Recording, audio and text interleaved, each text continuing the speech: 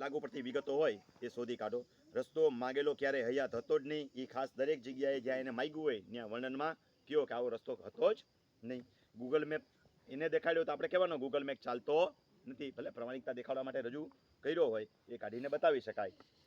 સ્થળ ફોટોગ્રાફ જે છે એ કયો કે આ સ્થળના નથી, આ સ્થળ એ હોવાની સાબિતી નથી, આ અન્ય સ્થળના હોય એવું લાગે છે. તમે કહી બધું શકો કે આના નથી. એમ સ્થળ ઉપર રોજ કામ થાય ત્યારે સાચી હકીકતો બહાર આવે શું છે એ. સ્થળ ફોટોગ્રાફ આપણે રજૂ કરેલા હોય તો એ માંગેલ રસ્તો ક્યારે હયાત હતો જ નહીં, રસ્તા અંગેનું વર્ણન નથી, એના જે કર્યું હોય એ નથી, સ્કેચ નથી, માટે આવો રસ્તો આ જગ્યાએ હતો નહીં અન્ય જગ્યાએ હશે કે હતો એવું તમે કહી શકો.